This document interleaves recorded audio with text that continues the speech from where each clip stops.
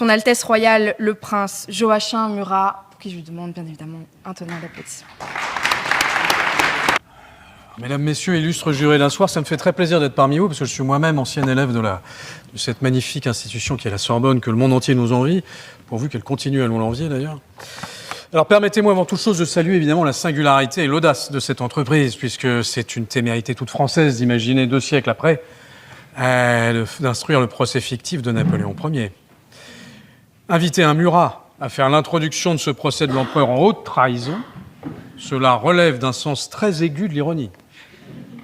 Un procès qui va avoir lieu comme s'il était tenu en novembre 1815 devant cette chambre des pairs, théâtre des fidélités incertaines et des renoncements glorieux. Napoléon, qui fut arraché aux siens par les Britanniques sans autre forme de procès, trouve ici ce soir en 2025 une cour enfin prête à lui accorder audience, non pour juger un homme évidemment, mais pour peser une légende. Je m'exprime devant vous, bien sûr, comme ancien de la Sorbonne, comme témoin de cette mémoire vivante, mais en tant que descendant évidemment direct de Joachim Murat, roi de Naples, maréchal d'Empire, et évidemment beau-frère de l'empereur, puisque mari de Caroline Bonaparte. Alors Murat, cavalier flamboyant, aux tenues pour le moins chamarrées, dont l'épopée s'acheva malheureusement sous les balles d'un peloton d'exécution en 1815, avait senti dès 1814 le vent tourner. Et là, d'un empereur sourd aux appels répétés à conclure une paix raisonnable, Murat avait choisi de négocier avec l'Autriche pour conserver son trône. D'aucuns crièrent à la trahison. Donc je parle en expert. La trahison, comme l'a dit Talleyrand, c'est une question de date.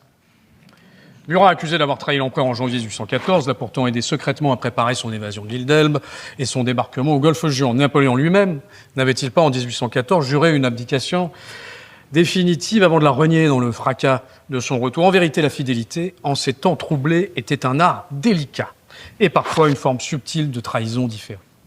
Juger Napoléon, mes chers amis, vous le savez, est devenu depuis un sport national. Il y a ceux qui l'encensent, il y a ceux qui le condamnent. Napoléon, depuis 200 ans, depuis 210 ans maintenant d'ailleurs, sert d'argument à toutes nos querelles internes.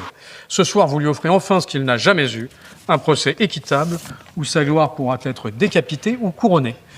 Selon la seule rigueur de votre verbe, car ici, point de guillotine, l'éloquence suffit à trancher. Vous serez d'ailleurs jugé par cela. Alors on est en 1815, Waterloo a brisé l'aigle impérial, la monarchie s'est réinstallée, plus résolue que jamais, Louis XVIII a repris le trône, et la France goûte aux délices amers de la terreur blanche, ce moment où les vaincus sont purgés avec le zèle des convertis. C'est dans cette atmosphère pesante de revanche que Napoléon aurait pu être traduit devant la Chambre des Pairs, assemblée hybride où l'ancien régime côtoyait les résidus de l'Empire, ces notables, tour à tour dévots et opportunistes, toujours prompts à prêter serment au plus fort, au tempora, au mores, mais de toutes les façons, ça a toujours été comme ça. Imaginez l'empereur contraint de comparaître devant ses anciens serviteurs, devenus juges par le décret d'un roi. Et Talleyrand, maître d'un art consommé du retournement, ce diable boiteux qui trahit si souvent, mais toujours avec élégance, qui sera ce soir témoin à l'accusation. Murat, à l'époque, disait de Talleyrand, si pendant que cet homme vous parle, il reçoit un coup de pied au derrière, son visage n'en trahira rien. Talleyrand. Chateaubriand, orfèvre des mots, sera également là. Tous deux ce soir incarnés par vos soins, célébrons pour accuser l'empereur. Et surtout pour avoir troublé la paix, pour ses guerres, pour son orgueil, mais évidemment pour ce retour considéré comme illégitime, mais à chacun de peser, qui, durant les 100 jours, renversa lors d'établis crimes de haute trahison. Alors, là, je parle devant une assemblée de juristes. Il se trouve qu'en France, aujourd'hui, la haute trahison n'existe plus. Depuis qu'un président, dont le goût appuyé pour les Ray-Ban, les Rolex et plus récemment les bracelets électroniques, a décidé de supprimer de notre Constitution cette notion trop précise. Était-ce sagesse ou prudence ? Car enfin, si l'on devait encore juger nos gouvernants pour trahison, combien d'entre eux resteraient indemnes ? Aujourd'hui, Napoléon aurait trouvé dans ce vide juridique un refuge providentiel. La France de 2007, avec un pragmatisme tout moderne, a effacé le crime dont la France de 1815 voulait l'accabler.